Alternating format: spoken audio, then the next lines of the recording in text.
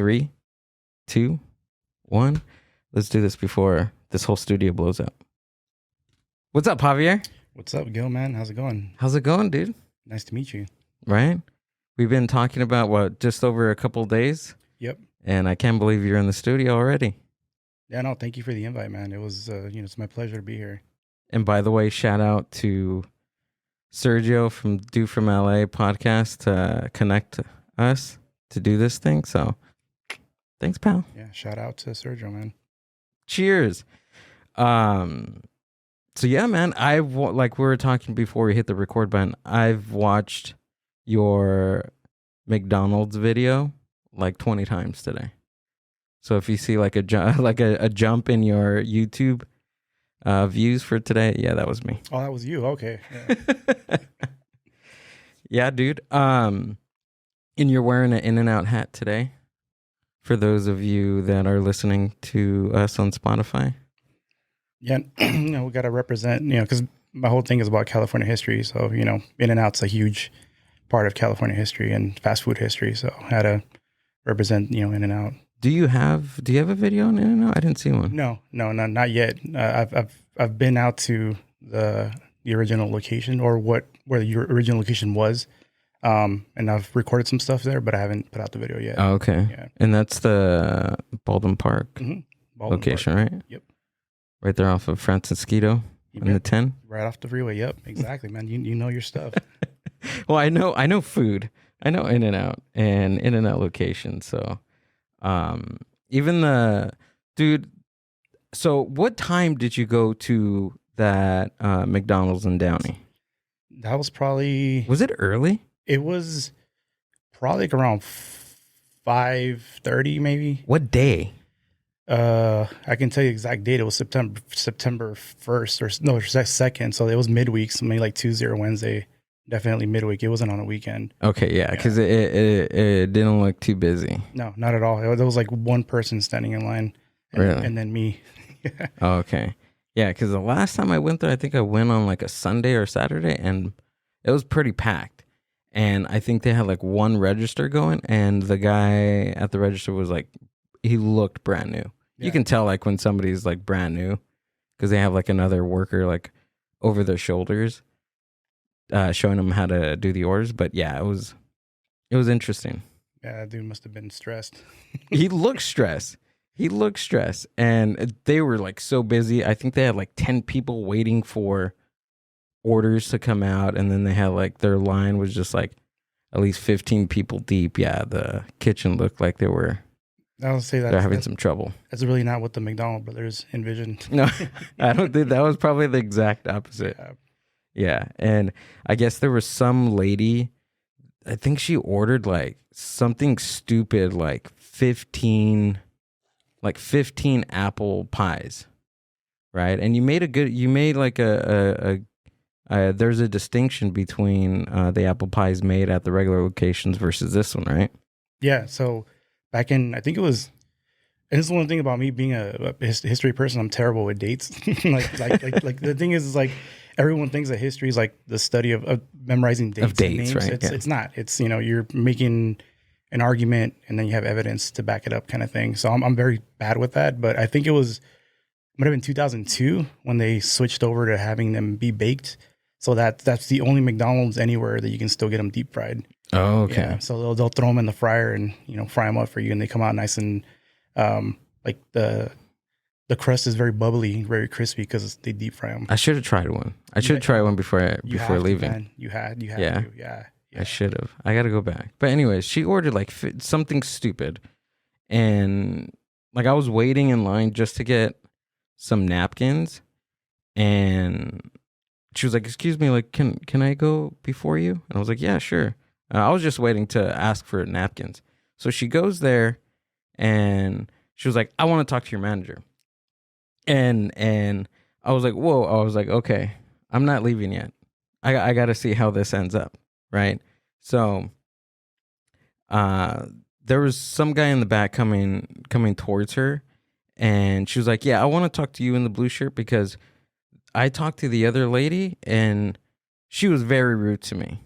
And she was like, I can see her getting in the back and working on her 20. It was like a stupid amount of apple pies. Like it was just dumb, right? And the guy was explaining to her that they were getting the fryer ready for that amount because they had to like throw on like a whole new fryer just to get her order out.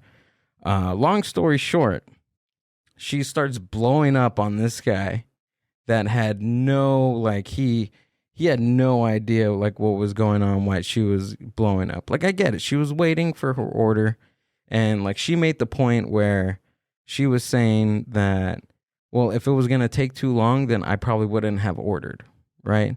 Well, obviously I don't get it, because like you went there for your apple pies. So if you're going to wait, then you're going to wait. Like if you want your product, then you're going to wait. But yeah, this manager was like heated. You can tell she came out and she was like, I want your name. I want your full name. I want you to write it down.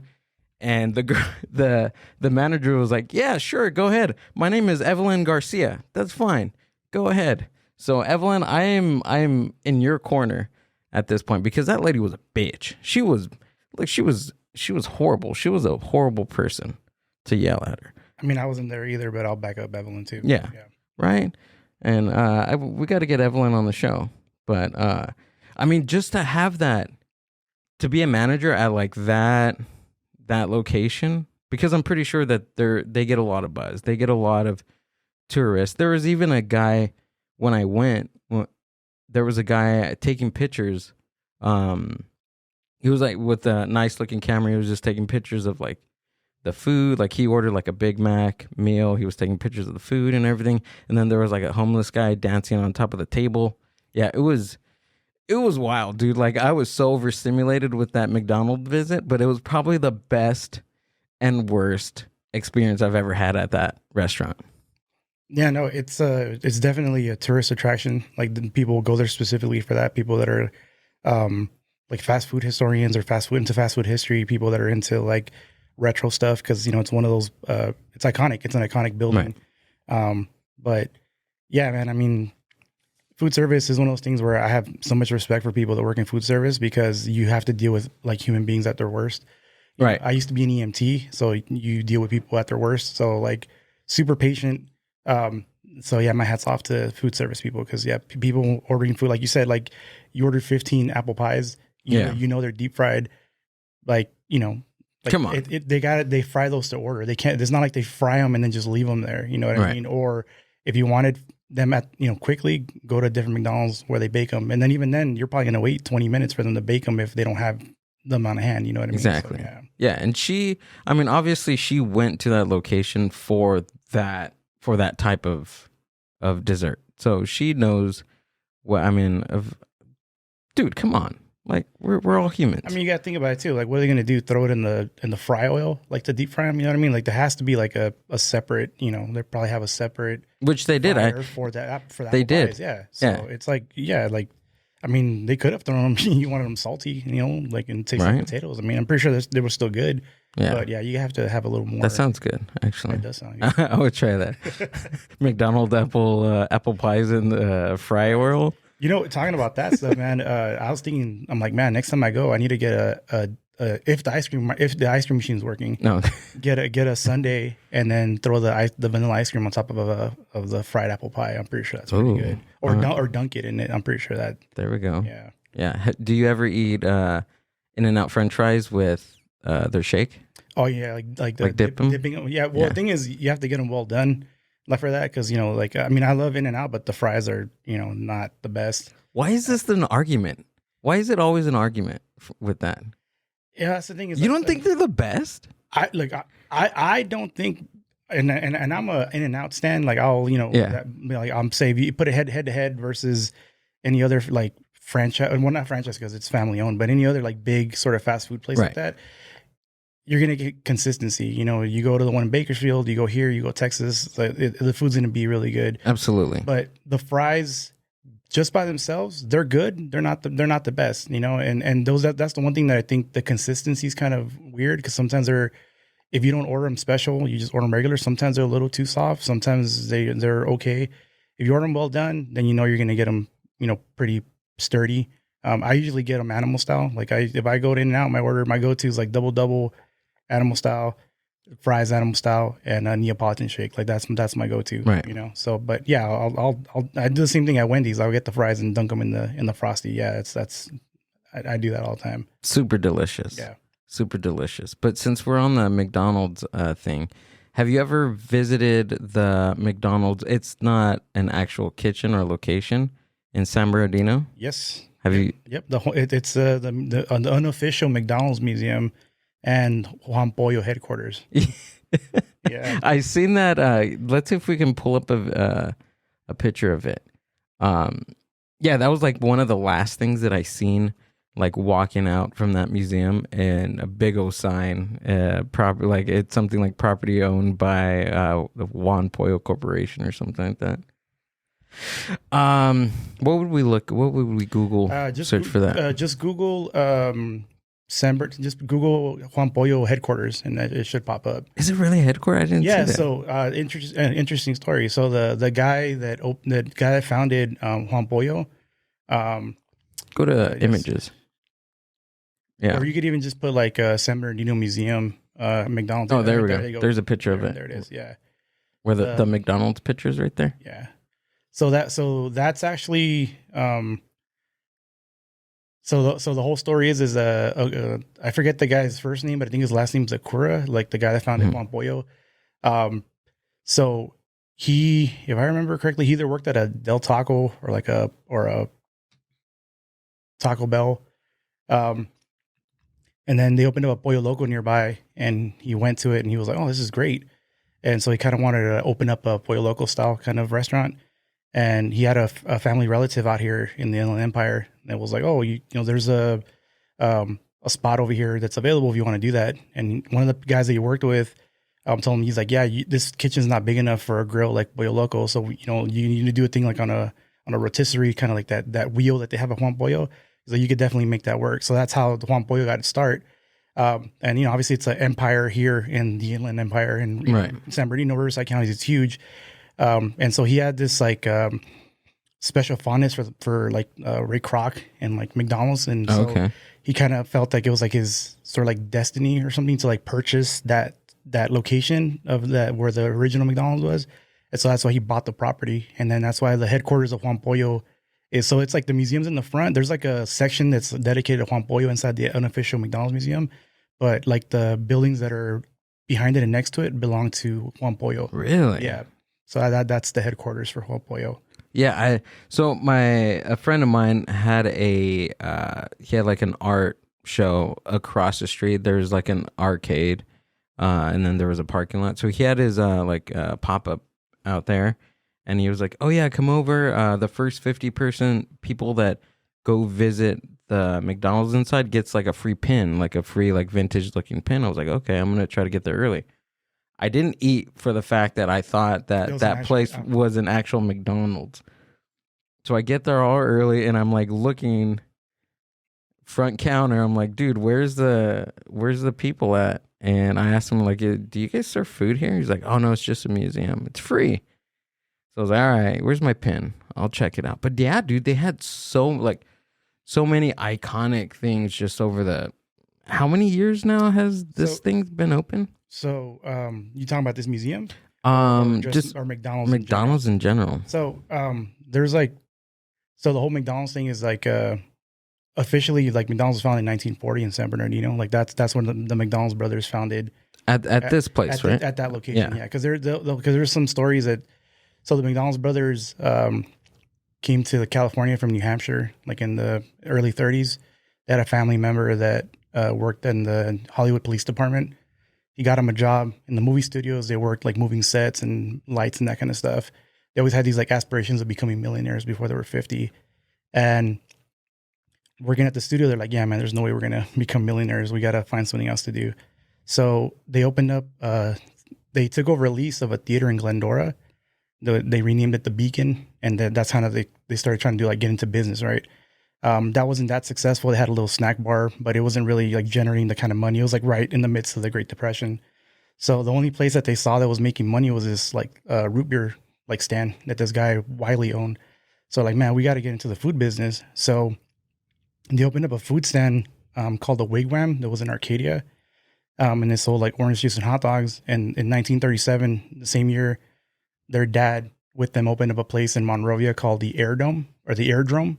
It was right next to the Monrovia airport. So they had the Wigwam in Arcadia, they had the Airdrome in Monrovia at the airport, and then right across from the Airdrome, they opened up a juice stand. It was called the Big Orange. It was like in the shape of an orange because they were trying to get traffic on both sides of the highway. Right. So they were there for a few years, and then they were like, you know what, like Route 66 just opened. You know, it's like, it was brand new. So they were like, you know what, San Bernardino, up and coming working class city, take advantage of Route 66 because the airport, they had people there when people would go watch the planes land and all that kind of stuff. But other than that, there wasn't a lot of like traffic there. So they actually cut the building in half and they moved it to San Bernardino. So that was in 1940. So all the times that when they were in the other places, they never called it like McDonald's. It was never called like McDonald's Orange Stand or McDonald's Airdrome or McDonald's whatever. Right. So when they moved to San Bernardino in 1940, that's when they called it McDonald's Barbecue. And so that's why it's considered the official, even though you can say, oh yeah, they can trace their origins to like Monrovia because they had other food stands there. Oh, okay, yeah. The first place where they called the restaurant McDonald's, and it was sort of like the early incarnation of McDonald's, was that McDonald's Barbecue in 1940.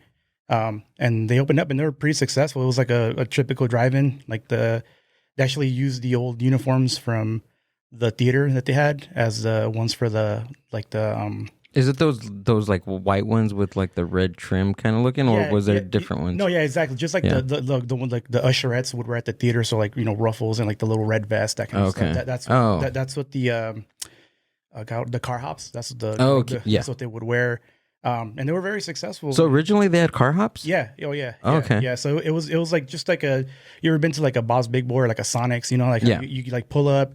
And then somebody, I mean, now you order at the box, but back then somebody would come out, take your order, go back into the kitchen, drop your order off, bring your food out, that kind of thing. So it was a drive-in. They had like 25 items on the menu, and they were successful. But then after a while, they were like, you know what, like we're attracting a bunch of teenagers. They're just flirting with the car hops. The car hops are flirting with the fry cooks. Yeah. It's people spending way too much time here. We got to like revamp because, we have all this stuff on the menu. So they actually did something very controversial. People thought they were crazy. Like they closed up shop after so they opened up in 1940. It was 1947 or 48. I can't remember. Like, again, I'm really bad with dates. Let me check my phone real quick because I think I have the dates on here. But yeah, I think it was 1947 or 1948. 1948. They closed up shop. And they were like, we're going to retool the menu. We're going to retool the kitchen. And so they decided that they were going to get rid of the car hops because that was going to cut down on, staff, and then also cut down on, the people just hanging out, right. for a long period of time. They cut out the dishwashers because you used to have to like give people like plates and silverware. So they cut down their menu from 25 items to like the top 9. So it was like hamburgers, cheeseburgers, potato chips, shakes, apple pie, and like, soft drinks. Got rid of the car hops. And then they closed for a few months and they reopened as McDonald's hamburger stand. And the first few months, people were like, what is this? People would pull up and they'd like honk, like, where's the car hop? It's like, oh no, you got to get up and walk to the window. And people were like, yeah, that's weird. And they thought they were going to fail. They thought they messed up. They're like, man, we messed up. We were very successful with the drive-in and now nobody, but, after a while, people liked it because, like, especially like people that had like a really short time for lunch, you could just show up and you order the the burgers, and it was, I think it would say it was like 1 minute from order till the time you had your order ready because they cut down the menu. They developed what they call the Speedy System, Speedy Service System. So, they had a patent. They got a patent on a dispenser for like mustard and ketchup. So every single burger had the same amount of mustard and ketchup. So it was for them. It was speediness and consistency. And after that, it took off and it was a big hit. And that's sort of like the incarnation of like McDonald's, like that we've known for a long time. That was started by the McDonald's brothers. So as you're talking about all that, like one thing that's coming to my mind is Founder. Mm-hmm. And it's a movie about pretty much that story, right? And Ray Kroc. How accurate is that movie compared to the research that you did? I mean, I've seen a couple like documentaries and stuff like that. I mean, obviously it's Hollywood, takes some liberties with it. Absolutely. But as far as like the story between them, Pretty spot on. it's pretty spot on. Yeah, because the whole thing is that they started to notice people were coming around and sort of, wanting to get into what they were doing there and trying to copy them. So they decided to start trying to franchise. They hired this guy. I think his last name was Tanner. And he actually sold something like 25 franchises, but only a handful of them got built. I think only like 8 of them or 7 of them got built. And then the guy had a heart attack in 1954 or 53, and so he had to retire. And then 54 is when Ray Kroc, he was the milkshake maker, salesman.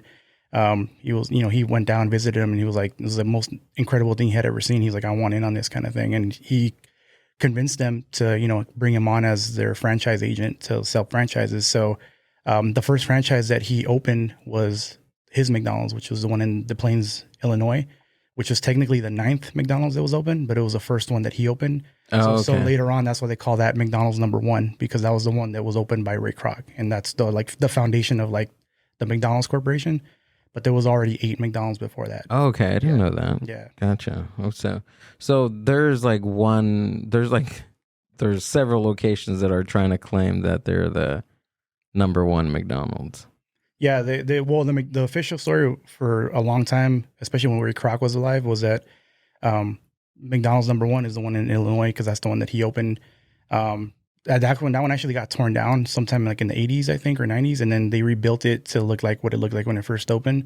But the first McDonald's was the one in San Bernardino. That one, after he pushed the brothers out in 1961, he actually bought them out for $2.7 million. And it just tells you how like pragmatic the brothers were.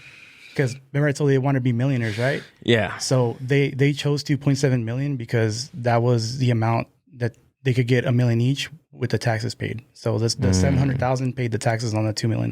Well, they got what they but towards the end. Yep. And then one of the things that it was in the founder that I don't remember seeing anything in my research was that there was a handshake agreement that they would get like a certain percentage. I think it was like 0.5% of all future sales or something. Oh, yeah. That's what's in the founder. I don't remember ever like coming across that in like when I was reading. I mean, it's possible that was in there, but I don't remember seeing something where, because I saw a couple of interviews with Richard McDonald, and I don't remember him ever saying that there had been a handshake deal or whatever. But I mean, it's possible, but who knows? Because the only people that would know that is them and Ray Kroc. It was for dramatic effect, people. Probably. Right? Damn, dude. So other than like McDonald's research that you do, you did one on the Downey Sane Asylum. I watched that video today, but I'm the type of person that I need to watch a video like 20 times just to grasp the first 5 minutes of the content. But that thing looks pretty scary, dude. And I had some friends that were telling me about that, and they said that they were able to at least drive, like on the campus and stuff, and like they were fine. And also I had other friends that actually they got caught by the police while they're on campus, and the police they like not handcuffed them, but they put like the zip ties on like all 4 of their friends, and they were like questioning them like why they were there and stuff. It was just super eerie why they wouldn't want them to go over there. Yeah, well, the thing is, and that's kind of a weird thing that I never understood, like what happened with it, because the whole thing is that like, so back in the early 1900s, they had this concept called poor farms. So they would basically try to help people out that were, usually it was people that were disabled or people that were like too elderly to work. Okay, I didn't get that part. Okay. Yeah, so I'm glad I have you on, so I can just ask you like the questions that I was running through my mind. I was like, why is it called? Maybe you did say this in your video, but I just missed it. Because on the title it says poor farms, right? On piece of the title. Okay, so that's why. Yeah, so the whole thing is like I grew up in Huntington Park, which is like southeast LA. So anybody that grew up in that area, like Huntington Park, Southgate, Downey, Bell Gardens, like everybody knows about the quote unquote insane asylum. Like you grew up hearing that story. Oh yeah, there's an insane asylum, but nobody really knew the history. So That's why I was like, oh, let me go look this up, what it is. So, yeah. So in the early 1900s, they had this concept of like poor farms where they would take people that couldn't take care of themselves, and they would have them live on these farms, and they would work the farm, and the stuff that they made in the farm would feed them and would also like generate money for the farms. Um, and they lived there, they took care of them there. So that's how they got started as a poor farm. And then in like, I think it was right in the 1920s, there was a lot of like buzz around this place because people would come all from all over, other like charitable organizations, because it had grown from like, I think it was like 100 acres initially to like, it had doubled in size by a few years. And so they were very impressed with the work that they were doing there. And they had a couple hundred, they call them inmates initially. They had a couple hundred inmates that were there. So they called, wait, hold on. Sorry to cut you off. So they called them inmates, and they were pretty much just poor, I guess, poor people of low income in the area. Mm-hmm. Yeah, or people that couldn't. That's weird. Did you ever dissect why they would call them inmates? I don't know why. Or was that inmates concept not like they were considered inmates versus what we now think of inmates and people in prison? Like that change? Well, so yeah, I don't know why they would call them inmates. That was one of the weird things, because I don't know if I mean, I would assume that you could probably leave on your own free will. That's me assuming that, but Right. I don't know. But there was a lot of stories of like abuse, like people like being abused by the people that were there to take care of them. There was actually a couple inmates that killed themselves because of that, because it's very bad. So they actually opened an investigation, and they said we need to make some reforms to this. So the next guy that took over, that was one of his things to change, was like, we're not calling these people inmates anymore. They're patients, because Right. we're here to take care of them. So he changed the name of the place from the poor farm to, and people got on me about this pronunciation because I said, oh, it's Hondo for Rio Hondo, and they're like, oh, it's Spanish, it's supposed to be Hondo. I'm like, dude, your people, yeah, like places have Spanish names, but people, you're talking in English. I'm not gonna suddenly like try to be like super proper and be like, oh yeah, so I went to Rio Hondo. It's like, no, it's like it's Rio Hondo. That's how people pronounced it. They were probably people that were not Spanish speaking. They're like, oh yeah, it's Rio Hondo. Whatever. Yeah. So he named it Hondo after the Rio Hondo that flowed through the place, and called them patients. He started making. I didn't know that before you said that in the video. That I thought it was just the name. Again, I'm dumb when it comes to certain things. So, like, I didn't like when I heard that, I was like, Rio Hondo, okay, like the college, right? Yeah, well, yeah, exactly. Okay, yeah. like the college, but which I went to, by the way, too. So that's why that's where I got the Rio Hondo pronunciation. That's how everybody said it over there. So, right. And I'm saying that now. Like, I've lived there more than half of my life, and that's how we pronounce it over there. Yeah, so everybody's wrong except us. Yeah, exactly. That's where we go. Yeah, so he made a lot of changes, a lot of improvements. They opened up like an auditorium. They did have so the whole thing is that they did open up like 2 psychopathic wards, but it was never like strictly like psychiatric hospital. Like initially it was for like people that were like poor or couldn't take care of themselves. Eventually they started bringing in people that had other ailments like alcoholism or asthma or things like that. And then when this second guy came on, that's when they opened up 2 psychopathic wards, and they did have a ward for men and a ward for women. And so he made all these improvements, and the farm was like flourishing. They had like award-winning dairy cows and horses and all this kind of stuff. Then the depression hit. They got an influx of people because there was more people that were down and out. Right. So I think at that point it was like something like 2,500 or 2,700 inmates or patients. I'm sorry. Wow. Yeah, and then they actually had to open up a tent city in order to like take care of all these people, and that was like for a couple of years that they had the tent city. And then when World War II came around, actually it was like those 2 things that kind of changed the dynamic of the hospital or the farm, was that there was like the Social Security Act of 1934, which meant like a lot of the elderly people could like go to like nursing homes and stuff like that, instead of like, because if they didn't have money, now you have Social Security, now you have some sort of income to live off of. So they could actually go and live in like nursing homes instead of being at this, like, at this hospital, at this farm. And then also the people that were a little more able-bodied. So, probably people that were like recovering alcoholics or other people that had like asthma or things like that. They got jobs working supporting the war effort, especially like in Downey. Downey was building a lot of, it's a huge aerospace industry in Downey. So it was a lot of like building planes and that kind of stuff. So those people started gravitating towards those things. And then right after the war is when they got their first polio patients. So the hospital ended up being renamed to Rancho Los Amigos Rehabilitation Center. And they started sort of focusing from the poor farm aspect to more of like the rehab aspect of it.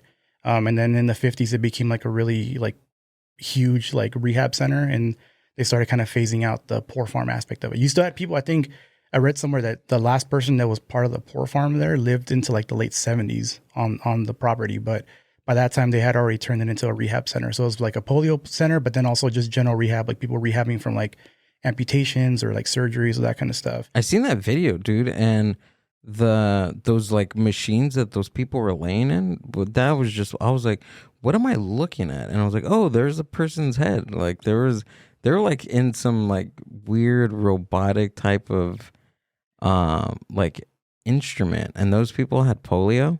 Yeah, that's an iron lung. So that's what it is. Yeah. You ever seen The Big Lebowski? Yes, but on a very high amount of marijuana. So I can't remember. I can't recall. Yeah, no. There's a scene where they go and they meet the guy that wrote the TV show that they're obsessed about. And that guy's in an iron lung because he was like one of the last people that. And there's still, I think there was still. Can we few years ago. Google this, because this thing's wild. Have you seen one of these, Francis? These things are crazy looking. What would polio? Iron lung or just iron lung? Just iron lung. It'll come up. Iron lung? Yeah, these things are wild. I don't know. There's a game. Look at that. Yep. Select one of those, because, go to the black and white thing, because that's what I've seen on like that. That's what you showed on one of those pictures on your videos. And by the way, I'm gonna post the link to all your stuff down in the show description, so that way we can take a look at all your stuff. You see that? You see how psycho that thing is? I want one. And they couldn't live outside of that. They had like, that was literally like, they had to stay there. That was it. I mean, you see that picture of that guy that says survived polio, lives in iron lung. Like that guy, his entire life has been spent inside of that iron lung. So what does it do essentially? It's basically like a, if I remember correctly, there's some it's basically helping them to breathe by like, there's like, it's pressurized. It's like changing the pressure so that your lungs expand and contract, like to be able to breathe. Because like, polio caused a lot of people to have like paralysis. So a lot of these people are like paralyzed from the neck down. And so they can't breathe on their own. So that iron lung is basically helping them to breathe. So basically this was like the first like a CPAP machine kind of. Yeah, that's a good analogy. Yeah. Right. Because it's helping, because like, like a CPAP kind of like helps you like force air in. Yeah, but it doesn't. I mean, this thing is not in your face. Like it's not in your mouth. Yeah, it's helping to expand like it's helping your lungs to be able to expand and constrict. Yeah, but yeah, that was their whole thing, and that's what they became famous for, was for the iron lungs, the polio ward, and then after as polio stopped becoming such a big thing as the decades went on, they focused more on the rehab, it's a world class rehab center for people with amputations and stuff like that. Like my dad actually had his leg amputated below the knee because of diabetes, and he was there at Rio Hondo at Rancho Los Amigos. Okay. But that's the thing that was weird for me, was that sometime in the 80s they abandoned the South Campus because they were developing the campus, and they have two sides there. There's like a North Campus and a South Campus, and all the like development happened on the north side. Across the street from Imperial Highway, and the South Campus, in the 80s they just left it alone. They just abandoned it, and all the buildings were just left to like rot and decay. And like the North Campus is like a state of the art facility, rehab center, like state of the art hospital. And like I said, I spent a lot of years there in the early 2000s because my dad was there. And yeah, it's a world class facility, but for whatever reason, that South Campus, they just left it abandoned. And then as buildings deteriorate, stories have to start to get, developed. And I mean, I remember driving through because like it was like a whole neighborhood. Like there's like houses where like the staff lived in, and then they had like the dormitories where the patients lived in, and then all the other facilities. And you could actually drive through these little like streets where all these like abandoned houses were. But then at some point they fenced it off. So now if you go there, you can drive around the perimeter of it. Oh, okay. But there's like You can't go inside. I mean, right? you can, But if you want to risk it, but Right. they have like 24-hour security inside the campus, and then there's like the sheriffs that patrol. There's one building that they still use. For some reason, I think it's like an admin building. The old admin building, they still use it for like administration there. But they voted to tear it down like in 2020, and some people told me that they had already started. I haven't driven by lately, but yeah, supposedly they already started tearing it down to like they're going to replace it with another LA County facility. It's either going to be like a like buildings for like records or for the probation offices or something else. The county's going to use it for something else. They're going to build some other buildings there. They're probably building like a Raising Cane's, because I see those things popping up everywhere, or like that other chicken place that Fire Dave's. What is it called? You know what I'm talking about? Famous Dave's? No, not Famous Dave's. It's like a chicken place. Those things are popping up everywhere too. I'm just kidding, everybody. But well, maybe they'll finally figure out the drive-through problem with the Raising Cane's. Man, I don't get those drive-throughs why they're so long. Like it's insane. Like every single Raising Cane's that I've passed by, that line is insane.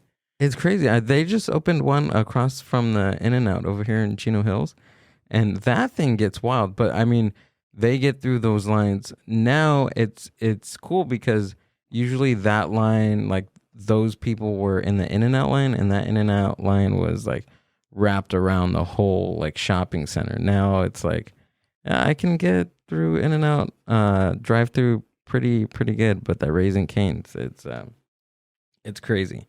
But how did you even get like into like the history of California? Like, is obviously you've lived here. Have you lived anywhere else besides SoCal? I lived in Merced in the Central Valley for 2 years when I went to college. That's actually where I met Sergio. Like we both went to UC Merced. Yeah, but no, I mean the biggest influence for me was I had some really awesome like history teachers in like junior high and like high school. And it was just U.S. history in general. But Hugh Houser on PBS. I don't know if you know who Hugh Houser is. Hugh Houser had this show on PBS. Hugh Houser. Huell, Huell. Yeah, Huell. It's like a combination of his mom and dad's name. I think his mom was like Jewel, and I think his dad was like Howard or something. So he just combined it and named them Huell. He was actually from Tennessee. He came out to California and started the show called California's Gold. And he would just go around California and just, meet interesting people, find interesting places, historical places, that kind of stuff. I used to watch that with my dad all the time. Nice. It was like Hugh Houser, California's Gold, and Yang Can Cook was like the two big ones that I used to watch with my dad. So that's where sort of like that seed was planted, was with Hugh Houser. And then when I went, dude, that's where your is it not your handle, but Foo Houser? Yep. That's where that comes from. Exactly. Okay, all right, Exactly. yeah, because I seen that, I was like, okay, that's pretty funny. I don't necessarily get it, but now I get it, and now everybody else does, and that's awesome. Yeah, no, somebody on Fool's Gone Wild called me Foo Houser, so I was like, I got to go with that. Oh, really? So, that's Foo cool. Houser, Yeah. But yeah, no, so that's where that started. And then when I went to college, I majored in history. And it's funny because my emphasis was world history, but I did my like thesis on California history because technically my essay was when California was still part of Mexico. So I did actually, well, in the fourth grade, in California, they make you do those like mission projects, and it was like California. Yeah, I remember history those. thing. Yeah, so that's actually one of the first times where I got really interested in California history. Not so much because of the mission project, but because we learned about the Chumash Indians, and so I was fascinated with like how they used to grind up acorns and make like their like flour and like mush, like sort of a porridge kind of stuff out of it. So that kind of started, the interest at Hugh Houser, and then like I said, when I went to college. My essay was on a rebellion at Mission San Jose with this leader, and his name was Stanislaw, because in the Central Valley there's a county called Stanislaus County, And I was always like, what does Stanislaus mean? That's the kind of person I am. I'm like, well, why? Sort of like Chino. Why do they call it Chino? Like, here, Yeah. like, it's like, why? So like, I always end up like researching why they call it that. So like here in Chino, they call it Chino because it was a land grant to somebody. It was called Rancho Santana del Chino, and actually means Rancho Santana of the fair haired or like curly haired. So that's where Chino comes from. It's somebody that had like fine hair or like curly hair. Okay. But that Stanislaus was named after this guy that led this rebellion against the Mission San Jose. So that's where like sort of like solidified my interest in California history. And then after that, like the pandemic, man, like just everybody else trying to find something to do. Last year, I was just watching YouTube, and Hugh Houser came on, and I was like, oh man, they have him online, and started watching it. And then I ended up finding out that Chapman University has his entire archive online. And I watched like 400 episodes of like California's Gold, 400 episodes of like visiting. He has all these kind of sort of series that he had, but they were all like California centered, So I just binged it while I was working. It played in the background, and that's what got the ball rolling. I'm like, you know what? I should kind of start doing some of this stuff that I bore my wife with. You know what I mean? Like, I love her. She's very supportive, but she suffers through their 20, 30 minute like lectures on like, oh, do you know what this, whatever. So she was like, yeah, you should do something with that, So Yeah. I started, recording on the iPhone, got a MacBook. The problem is I'm a procrastinator. I've been filming stuff since like January, but I didn't start putting stuff together till like the end of July, August, because I don't know anything about editing. I don't know anything about that. But once I started doing that, like now I'm pretty much once a week, I'm like, cranking them out. Realizing that a lot of the footage I shot in January I can't use because I didn't know what I was doing. You know what I mean? So, okay, yeah, that makes sense. But yeah, no, it's just basically all I'm doing is stuff that interests me that I've always kind of been fascinated with. I'm like, I'll go and see if there's something deeper, some interesting story, and usually there is something, kind of. There has to be. There's yeah. with anything there's just, unknown. They're known, but like not, general people, on YouTube don't know unless you're history nerd or interested in that type of thing. Yeah. But yeah, dude, like, is there any, like you just said that at the top of this that you had footage of In-N-Out over there in Baldwin Park. Is there any other footage that you have like in your bag that you're gonna start working on pretty soon or in the future? I'd say the next one that I'm probably gonna do is about I'm actually working on it right now is like the Cabazon dinosaurs on the 10 freeway. Oh, nice. Yeah, heading over to Palm Springs. Yeah, and that has a really interesting story too. It's Does like it? So this guy Claude Bell, he was a sculptor. He came out to California and he actually worked at Knott's Berry Farm. Oh, yeah. So okay. So they hired him to. You've been to Knott's Berry Farm? Yeah, of course. I got a season pass actually. Oh snap! I gotta go. Nice. They in the ghost town they have those benches where you can sit between like two cowboys, or there's like two of the. I usually girls. sit next to the ladies. Okay, the I sit next to the ladies. Yeah. Okay. He sculpted those. Oh really? Yeah. So okay. So the first two he did was I think his name's like Whiskey Pete and I forget the other. Yeah. Those were the first two he did, and then he did the two showgirls, and then the two like flappers. Okay. So he sculpted those, and then there's like a Minuteman statue across the street at like the Liberty or Independence Hall. Like he sculpted that. He actually used to work there. He worked there sculpting the statues, and then also painting portraits of people. He actually painted the portraits of Cordelia and Walter Knott that are in the restaurant. He painted those. So he worked at Knott's Berry Farm. Oh wow, okay. Running like they used to paint portraits for people and sculpting. He worked there for a bit, and like in the 50s he bought this land out there in Cabazon, and he opened up a restaurant called the Wheel Inn. And then he was like, man, I need to draw attention for people that are driving down the highway, because they were building the 10 freeway, the Interstate 10. And so he's when he was a kid, he went to Atlantic City, and there's a elephant building called Lucy. There's like a shaped like an elephant, and so that inspired him to like build this brontosaurus that he named Denny, and that was the big brontosaurus that was there. It took him 11 years to build it. It cost like $300,000. He was grabbing stuff from the leftover material from the freeway, so like rebar and all that kind of stuff. And it took him 11 years, but he opened up that brontosaurus or apatosaurus, depending on who you talk to. Denny, and then a few years later he built the T-Rex. And it's actually kind of cool. There used to be a slide in the tail of the T-Rex. Oh, yeah. You could slide down there, but then they were like, yeah, it's dangerous. So they put cement and they covered it up. And then he was supposed to do one more statue. It was going to be a mammoth, but he died before he could build it. So that's why there's only the two dinosaurs. Can you pull that up? I have to refresh my memory on what that looks like. Is it Cabazon? Yeah, Cabazon dinosaurs. Dinosaurs. Cabazon. That and that's considering if we think that dinosaurs are real or not. Exactly. Cabazon dinosaurs. There we are. It wasn't originally pink, was it? No. So what happened was he had them it was just the Brontosaurus and the T-Rex in front of his wheel-in.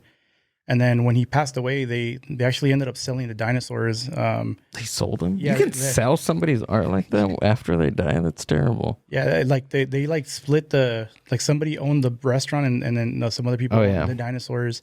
And actually for a while they had the people that owned the dinosaurs had like a creationist kind of like museum in there. So they were kind of basically saying like, they believe in that what? Yeah, they had like a creationist. When was this? This was like I think it was like from the mid 90s to like the mid 2000s. I think that's crazy. Yeah, but eventually they got rid of that, and so now it's the Denny has the gift shop inside of it.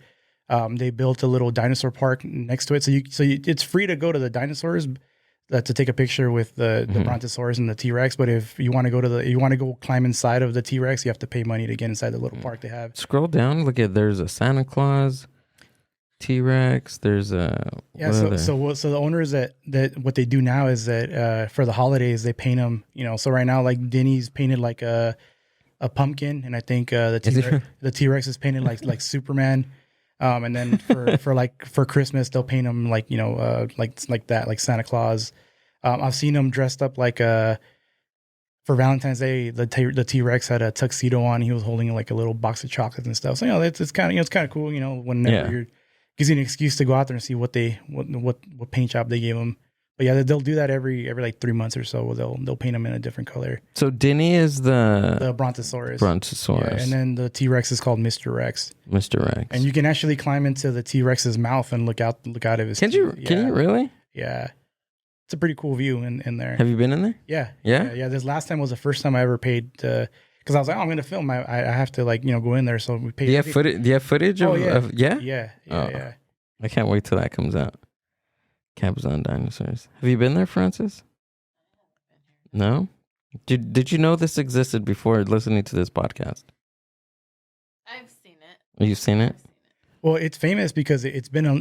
Have you ever watched like Pee-wee's Big Adventure? Yeah. Yeah, like that. That's what I remember it for. Yeah. Or and actually the restaurant that was there, the Wheel Inn, that came out in there too. Like when Large Marge drops them off at the diner. She's scary. That's her name, Large Marge. I'm trying to.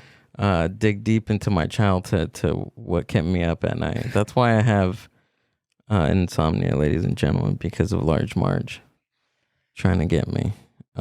They also filmed like Tears for Fears, their music video. Everybody Wants to Rule the World. They filmed it there too. Yeah, there's like a part of it where he pulls into the diner and uses the payphone, and then look at that, he's driving off. Yeah, so that's the thing is like it's like a steel. It was like a steel structure, and then it was like a wire or like steel mesh around it. That's insane, man. And then they used spray concrete on it. That's him right there. That's Claude Bell. Damn. Did he have any other artwork after this? No, well, in front of the restaurant he had a couple statues that he had sculpted, but nothing at like this size. Like these were like the two biggest of his works. Like I think Denny is huge. It's 150 tons. For Denny, it's like 25 feet high, 150 feet long, I think. And then it's like the T-Rex is 100 tons, and it's like 3 stories tall. It's huge. Yeah, he's like it's as far as he knows, it's the biggest dinosaur that's used as a building. And he actually wanted he wanted it to have red eyes that glowed in the dark, and then spit fire. But they never put it in there. Yeah. Yeah, he said he's like, yeah, I want to have them with glowing eyes and spitting fire because I want to scare the Dickens out of people as they're driving over the The pass. Dickens. That's what he said. Yeah, he was a very proper old gentleman. He didn't swear. I'm gonna start using that. The Dickens. The Dickens. Claude Bell. And he was a native to SoCal, right? Because he worked at Knott's. No, he grew up in New Jersey, I think. Yeah, like as a kid, like he was like working at the like he used to sculpt. He used to draw in the sand and like do like sand sculptures on the boardwalk in Atlantic City. So yeah, he was out from the East Coast and he came over here because he got hired on by Knott's Berry Farm to do all those statues in the ghost town. There's so many things in California, just in general, to do like history videos or to do what you do. Like that's there's Knott's, there's Disneyland, like just those staple landmarks in Southern California. Yeah, I actually want to get out to Knott's specifically because of that. I mean, I've been to Disneyland. I love Disneyland. I haven't been to Knott's, other than the Boysenberry Festival I went a couple years ago. But yeah, I definitely want to go back and kind of do something specific about the history of Knott's because it's one of the first theme parks, in not only California but like in the world, and it's crazy that it just started as some like, way of entertaining people waiting in line for their chicken. Maybe that's what they should do at the Raising Cane's. They should build a theme park to entertain people while they wait for their chicken. That'll be funny. That'll be actually pretty. So wait, hold on. That's why they built that. That's where it started, for just entertainment for people waiting for their chicken. Yeah. So the whole thing was, and I haven't done the in-depth research, so my details might be a little whatever. But so they started the farm. They had a little. I think her name Cordelia, not like she was really famous for her like fried chicken. So she was like make these fried chicken dinners. Really? And people would come just for her fried chicken. And it was like really good. But the thing is that, it would take very long to make. So that, would have people that were waiting, in line, waiting to get a table, waiting to sit down and eat. So, Walter Knott was like, well, I got to do something to entertain these people because if not, they're going to leave and go somewhere else. So he started kind of like slowly adding little things here and there to kind of, entertain these people that came to it. Because it's literally like, I know we just say Knott's Berry Farm, but if you got to stop and slow down and say it slow, it's like Knott's Berry Farm. It was literally a berry farm. Like that's what it was. It's owned by this guy, Knott's Berry Farm. Started as a berry farm. They started serving these chicken dinners. And then as it became more popular, he started building more and more onto the farm. Well, eventually like the farm wasn't the farm anymore. It was this theme park. But I started with the little ghost town, having people dressed up like cowboys, entertaining people. And that's how it took off. It was slowly just, and he actually ended up, when you go out to Vegas, the Calico Ghost Town that's out there. I don't know if you've ever seen that. When you go to Vegas, you'll see signs that say like Calico Ghost Town. He actually owned that too. So really? Yeah. So Walter Knott's Berry Farm and then the Calico Ghost Town. He was like big into like Westerns and stuff like that. Can you look up like early pictures of Knott's Berry Farm? That is insane, dude. I thought it was just a berry farm. I've always been interested on why they came up with the concept of a theme park, but waiting in line for chicken. Yep. As an entertainment for people waiting in line for chicken. That is awesome. There we go. Awesome place. Look at that. Yeah. So you see like that second picture right there. That's them standing in front of their, I think that's them standing in front of their like stand or whatever. Oh yeah. They slowly started building like. So that's why they have the chicken place. Yeah, that's what started it all, man. It's a fried chicken place. Yep.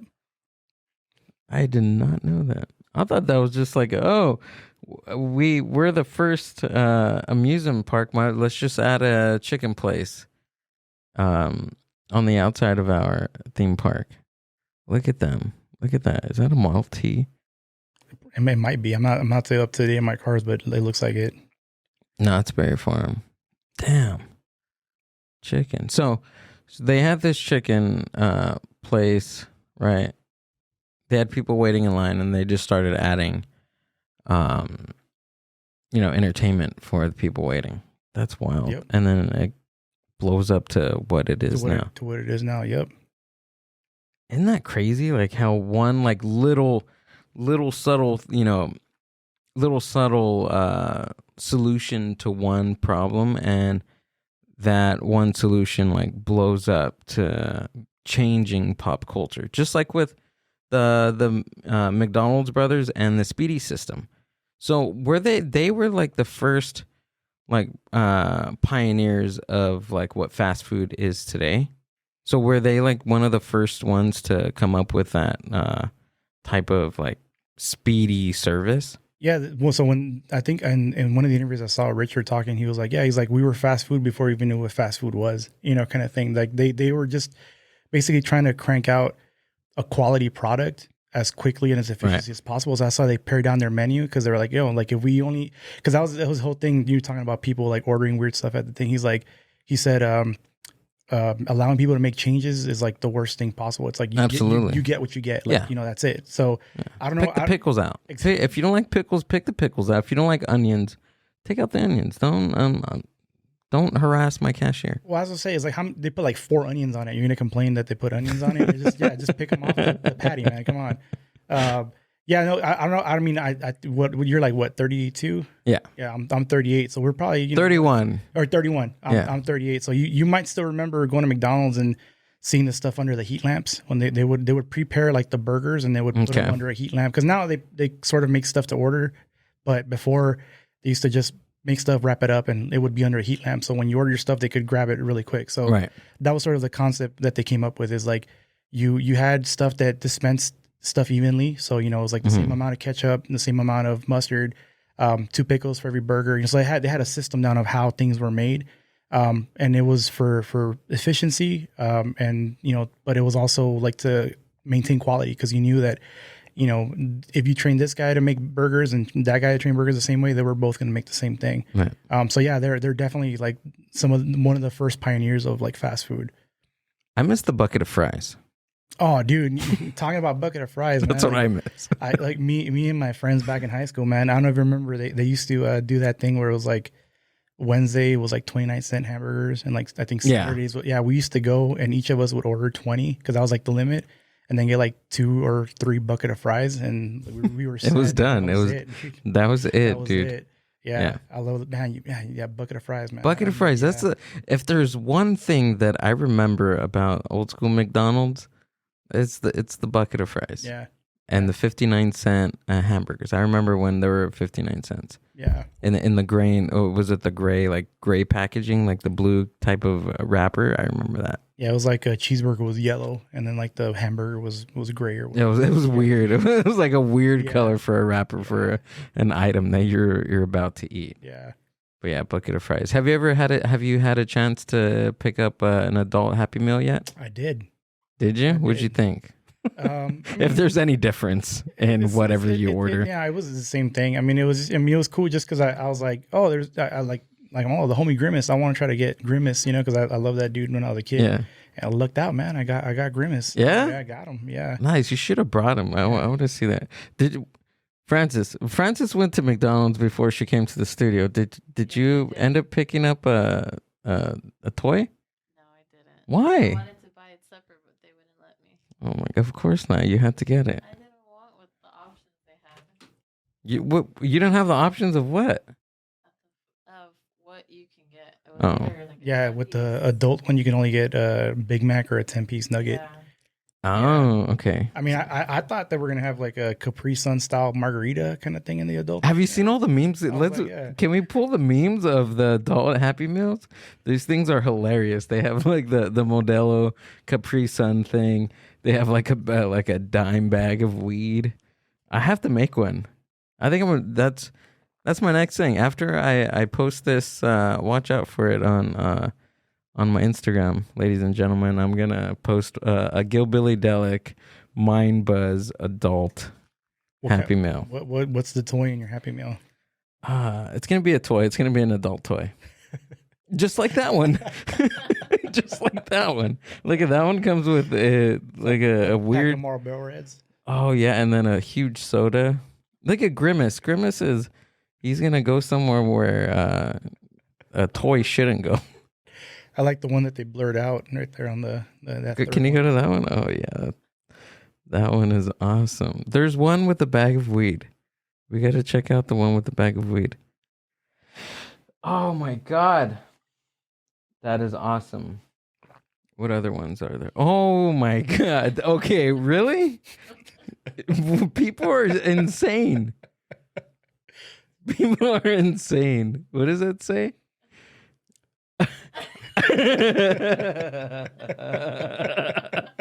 I think this is the adult Happy Meal with a toy for mom.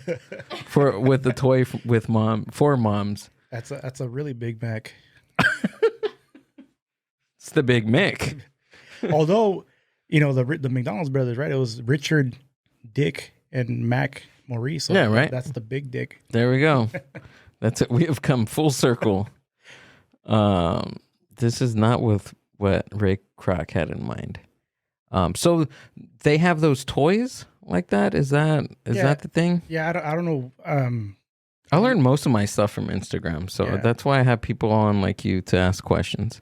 Yeah, I don't know what the design decisions were there, why they have like those weird eyes or whatever. But I was like, yeah, I want to get Grimace, and got him. Now I kind of want the Hamburglar too. But yeah, look at that. That actually looks pretty cool. And it came in a box like that. Yeah, it was a big. It has to be big enough to hold the Big Mac and the adult fries and stuff. Yeah. So that's what it's called, the Cactus Plant Flea Market. Yeah, right? Cactus Plant Flea Market adult Happy Meal. That's why I seen that. Okay, so I seen that sign on the on one of the. Oh yeah, me and my son just went to McDonald's the other day, and I seen a sign that said that they're all out. Of course. That's funny. Yeah, the McDonald's right by my house was out for like 3 days, and I was driving by and like I checked the app, and it was like 10:30 in the morning, and it was like available. I was like, they serve Big Macs at 10:30 in the morning. I was like, I drove in, and they were like, oh yeah, they're available. I'm like, all right, cool. Give me a Big Mac and a 10-piece chicken nugget. At 10:30 in the morning with my coffee. That is awesome. Yeah. So I would put something that it would be my toy version would be something similar to that, or like a small like little pipe or bong or something, like a little razor to separate your to chop up your cocaine or something, a syringe and a spoon with a lighter. That's terrible. Oh, look at that one. Exactly that. Basically, that's what mine would look like right there. The one that says 2 days ago, and you can see the yayo right there. Yeah, there we go. That would be mine. That'd be terrible. I'd be trying to order adult Happy Meals in prison if that was mine. Yeah, that Grimace is pretty cool though. Yeah, it's like hollow plastic. Is it? Yeah. Yeah. See, that would look pretty cool in the studio. I gotta try to collect them all. How many do they have? I think there's 4. I think it's like the Grimace, the Hamburglar. I forget the one that looks like a duck. I don't know what her name is. And then the little cactus, whatever, happy face dude. I think those are the 4. That is. You gonna try to collect them all? Probably not. It's just because it's one of those things where it's like if I go and I order it and I get the same thing, I'm like, I'm just gonna give up because, as a kid I could never collect all the toys. And it was like that frustration, being like buying like 4 Happy Meals and getting the same thing. So I'm like, if I go again and get it and I get the same thing, I'll probably stop. Yeah, my son's like that. He likes collecting stuff. I think right now they're for the kids Happy Meal. It's the Cars toys again. I don't know. Is there another Cars movie coming out? Because that's what the other day we got. He got fuck that. What's that red? The red car. Lightning McQueen. Yeah, he got Lightning McQueen, and then today he got fuck. Why is it? I'm drawing a blank on Tow Mater. Oh, Tomater. Yeah. Yeah. Tow Mater, he got Tow Mater. But those are the 2 that he got. It's funny you said that because I noticed that the other day because sometimes I'll get the regular Happy Meal just because I'm like, I'm like nostalgic sometimes. I'm like, let's just get a cheeseburger Happy Meal with like chocolate milk or whatever. And I went there and I had that the Cars toys, and I was like, that's weird. Is it? Yeah, same. I had the same thought. I'm like, is there a movie coming out or Right. no idea? Because I think before that I got like Pokemon cards in it. So I have no idea what, I don't have kids, so I don't know what the tie-in is with the whatever. I'm like just picking up Happy Meals for myself. Yeah. Because now I can, right? When I was a kid, I couldn't get them whenever I wanted to, and it's like now I was like, no, man, I'm an adult. Let me go get a Happy Meal. Yeah, I get a milkshake with every meal throughout the day. With breakfast, for lunch, for dinner, for midnight snack, I have milkshakes. Especially the ones from Norms. You should do one on Norms. Is Norms a Southern California company? Yep. And Norms is one of my favorite places to eat. Right? Love Norms. Yeah, they can't remember exactly where it started from, but the headquarters is down in Bellflower because I used to live in Paramount. Oh, dude, like Downey, Bellflower, that area, they have I was driving by Downey, I think on Lakewood. Don't they have like a Coca-Cola big factory there too? Yeah. Yep. There's something about Taco Bell that has something to do with Downey as well. The first Taco Bell was in Downey. Yeah. Can we pull that up too? I seen the actual location where it was. There's no Taco Bell now. It's an Amazon like parking lot for like the Amazon like delivery trucks. But yeah, it was. There's a Taco Bell like across the street where the original location was. But yeah, the original one was in Downey on Firestone. And then it got turned into like a Raul's Tacos or something. And then they were going to tear the building down, and they actually picked it up and moved it to Irvine. So it's in the parking lot now. Yep, that's it right there. The one, that first one on the left. Yep. And it's still up? No, so they moved it. It's in the parking lot of the headquarters of Taco Bell in Irvine. They've just moved the whole building. The whole building, yeah. They picked it up and moved it to Irvine, and yeah, it's in their parking lot. I'm sure eventually they're gonna, probably open it up with a museum or something. But yeah, it's just sitting in the parking lot. Look at that. But yeah, no, yeah, you're right, dude. Yeah, there it is. They're moving. There we go. But yeah, on the road again. That whole area, man. Yeah, like the first Taco Bell, Danny's got it started in Bellflower too. It was like they started off as a donut shop called Danny's Donuts. Did they really? Yep. And then afterwards, they had to change the name because there was another place called Danny's, so they changed it to Denny's. But yeah, that's where they got their start. It was like in Bellflower, and then here, man, in the Inland Empire, dude, like your Taco Bells, your Del Tacos, your Bakers, which a lot of people don't know. If they're not in the Inland Empire, they don't know about Bakers. You been to Bakers? Oh, hell yeah. Yeah, dude. I'd never been to a Bakers until like 2 or 3 months ago. I fucking love it. They're good. They're good. They're good burgers. And they're actually, so their whole thing is they're the first ones to have that double kitchen. So you know how you can get like Mexican food and burgers? They were the first restaurant in the U.S. that had a double kitchen. Interesting. Yeah, so there was a lot of those dudes that they were contemporaries and they were friends. So so from those people you got your Wiener Schnitzels, your Taco Bell, your McDonald's, Bakers, like all those guys knew each other and they were in competition. It was like a friendly competition, but yeah, all those guys that founded all those restaurants were had some, either they started here or they started their restaurants here or they started their careers here in like the Inland Empire, and then they went wherever they opened their places up. That's wild. That's and just like I was saying before, like just like small little subtle changes in history, like changes like the way we look at food and the way we look at pop culture, the way we look at just fast food in general in Southern California. Yeah, people of the world, you thank California for that, for Southern California for that. 100%. Right. That Baker's burger is really good. Yeah, no, if anybody's listening or watching, you've never been to Baker's, man, do yourself a favor, make the drive out to, San Bernardino, Riverside, and go there and order from both sides of the menu. I think they have a combo where you can get like a taco and a burger, something and like fries that. Like that. Yeah. Who has that? Nobody has that. No, yeah, that's the thing is, I mean, if you go to like a place that has like a was it green burrito in Carl's Jr., you might be, but Baker's was the ones that started it. So, you gotta respect the OGs, and go to Baker's. You don't see a lot of those dual type of kitchens like right now. Remember they used in the 90s. I remember Taco Bell and Pizza Hut. They had like an A&W and something else. It was like an A&W and some other type of restaurant. There was like a KFC and something else too. Yeah, those are weird. Do you like going to those places? I mean, Other than Baker's, I haven't seen, like you said, yeah, it was one. It felt like it was one of those things that popped up and it was like really popular. Like like you said, the Taco Bell, Pizza Hut, I remember that one. the Green Burrito, Carl's Jr. combo, That's that kind of thing. But I haven't seen one lately. I kind of feel like that was like sort of like a fad. They came, especially when these companies start owning all these restaurants and they're, oh yeah, just throw them together. I mean, I imagine it's a headache to work there because you got to like learn how to make, two different things. But I haven't been to one other. Like I said, other than Baker's, I haven't been to any place that has like a dual kitchen like that. Yeah, I can see the frustration working at a place like that. You're like the store manager of like the Taco Bell and the Pizza Hut, but you get one paycheck. Exactly. Right. That'd be terrible. Yep. You got somebody trying to special order something. Can you put a burger? Can you put the taco in the burger? Kind of thing. Like it's like just do it yourself in the parking lot, man. Come on.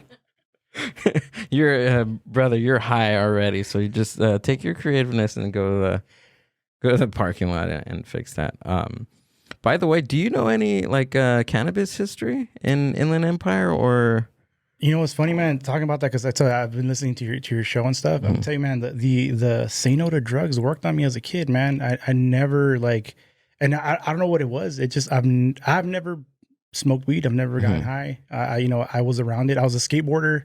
I was in a punk band. I was around it all the time. But for whatever reason, man, really, I just never did it. And I mean, and I don't judge people that do it. I'm like, yeah, whatever. Dude, it just never called to me for whatever reason.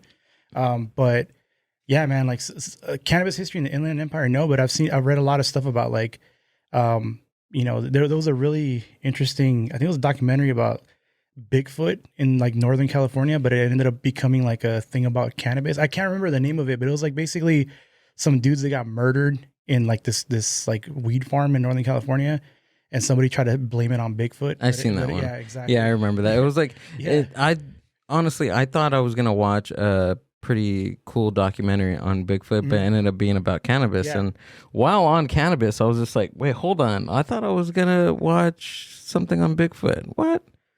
Yeah. But I don't know that much about it. But I mean, I do know that, I mean, I'm glad that it's been decriminalized, and people are, because I think it's dumb for people to be in jail for weed, because I mean, I drink alcohol, and I mean, I don't drink that often, but I drink, and I feel like, dude, it's sort of like the same, like why is one treated more, harshly than the other one when, like how many people die in car accidents from people that are drinking and driving or that kind of stuff. So yeah, it's like one of those things where it's like, yeah, man, if that floats your boat, cool. Like I don't, I'm glad that it went beyond just medicinal purposes, It's like recreational now, and that's cool because it's good for the cities that it's in. It generates tax revenue. People are able to make a living out of it legally. That kind of thing. I know there's still a lot of hurdles. There's a lot of kind of stuff like that, but it's sort of like a step in the right direction. Yeah, well, definitely. Biden he put a part in for prisoners that had. We have to look this up because I barely briefly read that his pardon on prisoners with crazy amount of years that they were serving just for possession of marijuana. We can put Biden's decriminalization of marijuana. Decriminalization.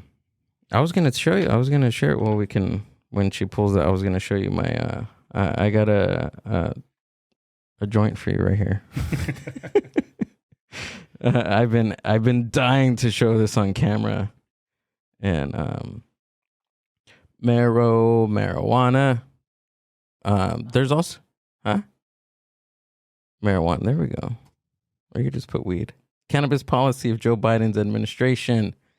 As of October 2022, Biden pardoned thousands of people convicted of marijuana possession under federal law. So yeah, I think I heard a little bit about this. So basically, like the people that were convicted under federal law are pardoned, but now he's like encouraging governors to also pardon people because it's like you got a federal charge, but you might have a state charge, right? That kind of thing. So yeah, I mean, yeah, like I said, most of those people, you get charged for having a small amount of marijuana, and it's kind of like, yeah, you should, there's a lot. It becomes like a a roadblock for people to like Absolutely. get jobs and stuff like that. And I think it's unnecessary. Yeah, having like a little small joint on you back in like 1975, and that has followed you for decades. And that's the thing is like at what point have you repaid your like you know what I mean, like is you're still being punished, and it's like, oh, you spent whatever 2 years in jail, 3 years in jail,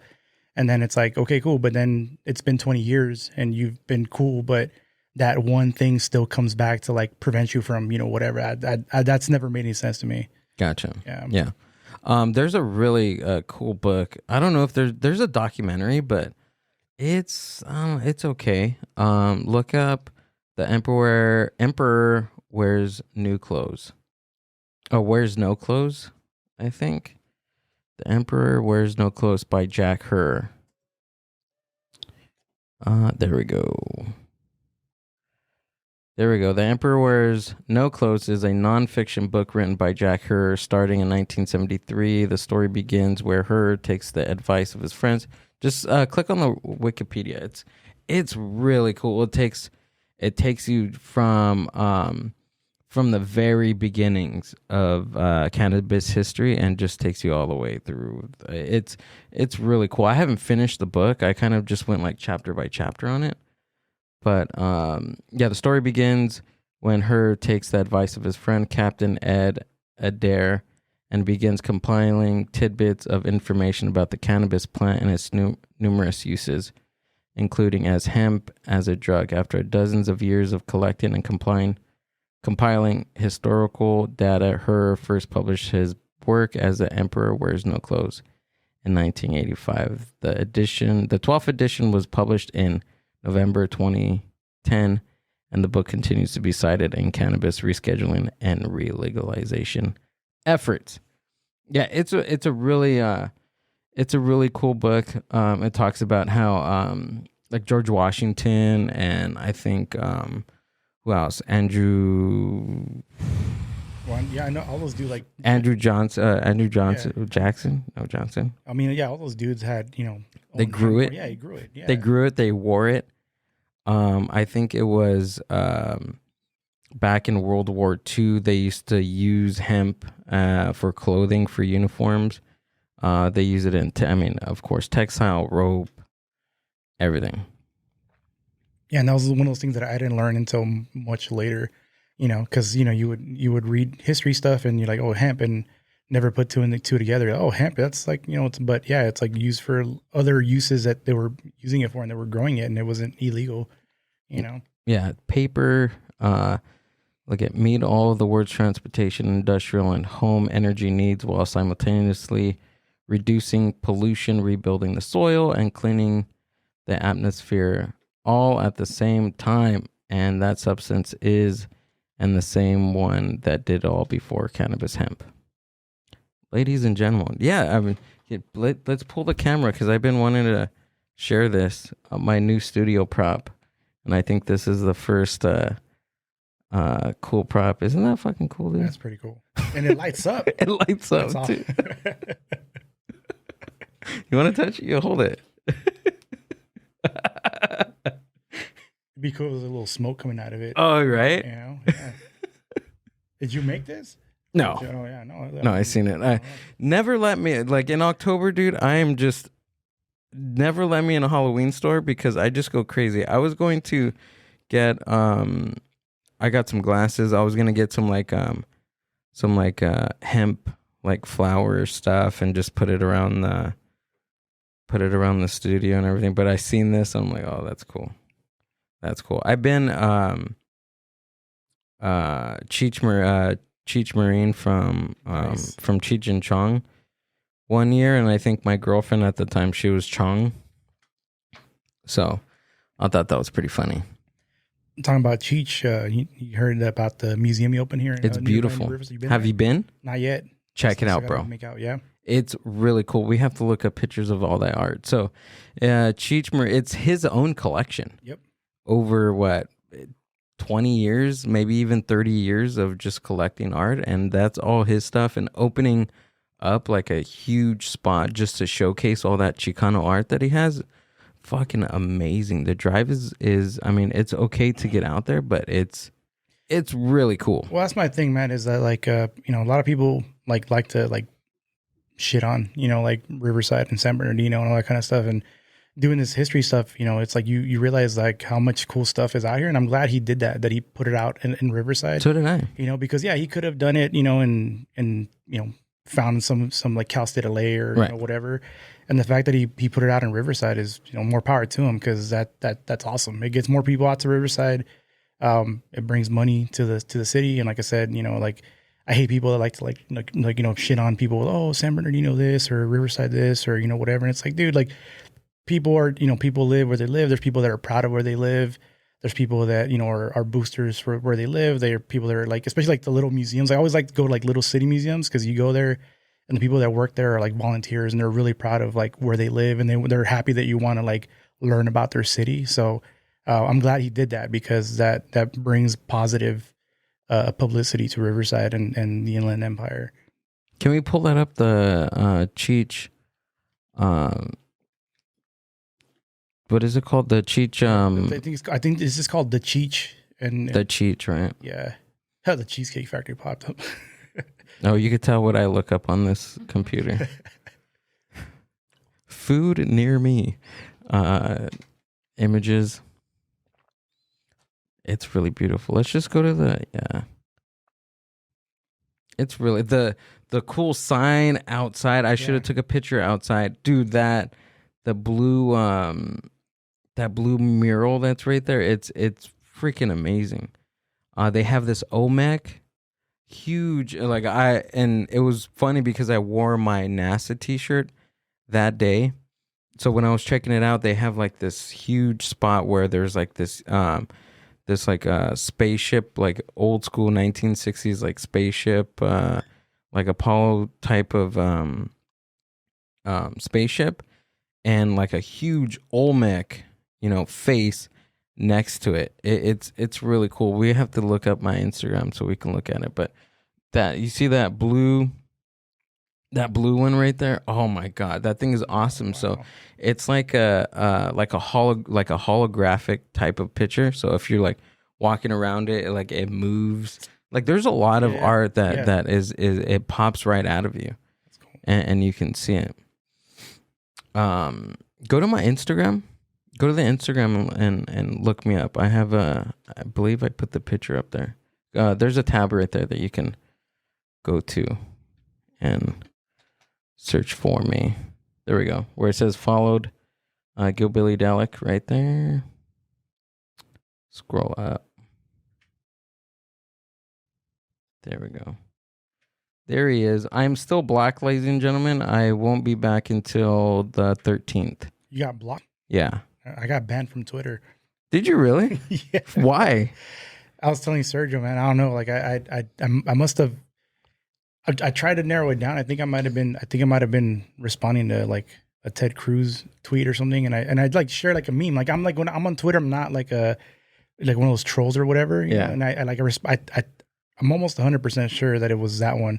And I responded with like a SpongeBob meme or something. Mm-hmm. And I woke up the next day and I was like banned from Twitter.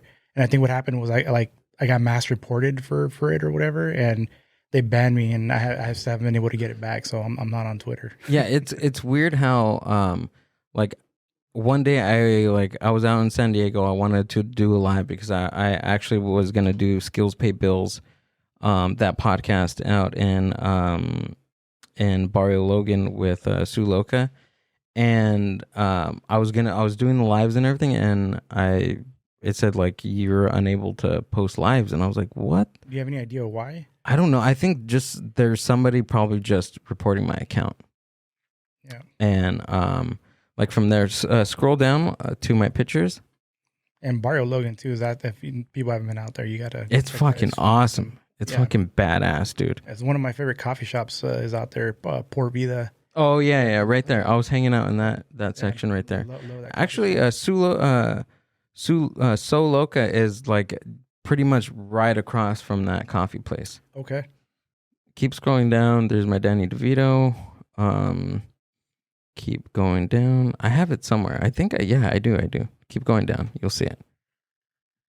You'll see it in there. Oh, Mac, there we go. Oh, that's awesome. That's it right there. Where I'm standing and looking at it. Click on the picture. There we go. Yeah, Cheech Marine Center for Chicano Art. UFO sighting. I love that.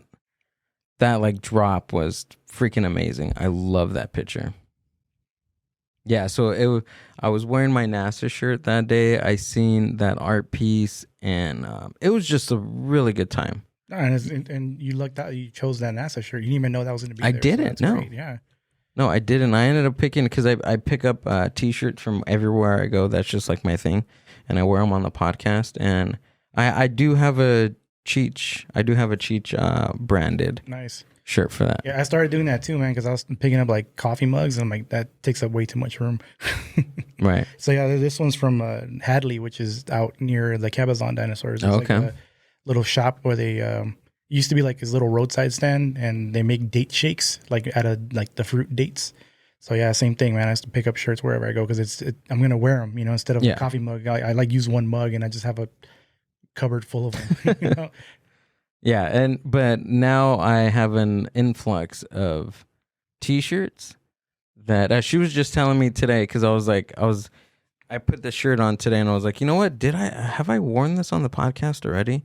And then she was telling me, she was like, you know what? You just need to have a pile of shirts that you've worn on the podcast and T-shirts that are you need to wear. What's funny is that I noticed that like I think 2 or 3 of the videos, because I usually don't come out in the videos I make, but like a few of them I've come out in them, and I just noticed that like I'm wearing the same shirt in like 3 of them, and then people are like and it's like on different days, but it just so happened that I wore that shirt. Right. And it's just like, I gotta now that I know that I've worn that shirt, I can't wear it anymore if I'm gonna come out, because it's like, it's a repeat. Right. Yeah. That, or you recorded the same content on the same day. Actually, it was funny because when I started doing like virtual podcasts, I used to do like multiple, like up to 3 podcasts in a day, and I would change like in between podcast episodes. I would change so it looks like I recorded them on separate days. Smart. Yeah, that's a little gem, a little jewel. But thanks, man. Thank you, man. Javier, for coming out. Thank you for the hospitality, man. Thank you for the invite. Yeah, dude, and thanks to Sergio for connecting us. Yeah, thank you, Sergio. This is awesome. I wanna get you out here again so we can catch up on some of your work. Let's go ahead and pull up his Instagram and his do you have a link tree and all that stuff? Go ahead and tell us where we can find you, man. Yeah, so on Instagram and YouTube, Californiography, so like Californio, like CALIFORNIO, and then Graphy, GRAPHY. The link tree's right there to my YouTube, and I'm go ahead and click that one out. There we go. Yeah, so you got the TikTok, the YouTube, the Facebook, and the non-existent Twitter. That's right. And then there's a link to the podcast with Sergio, and then after get the link for this one, I'll throw the link up there for the Mind Buzz. But yeah, I appreciate you, man. Thank you so much for the invite, and yeah, man. Excuse to come out to Chino. I found a new coffee shop, man. I really like that coffee shop down the street. What was it called? I think it's called Cannabis. Cannabis. Right off of Eucalyptus and Ramona. Yeah, I haven't been there in a while. I have to check that out. But thanks, man, for coming out, trucking out here. So of course all of Javier's stuff is going to be down in the show description. Everything's going to be clickable. Go check him out because he has some really cool stuff. He has some really cool videos that we all will learn something from about our little place here in California. A lot of interesting stuff. So go ahead and check him out. And that was another one. The Mind Buzz. Podcast.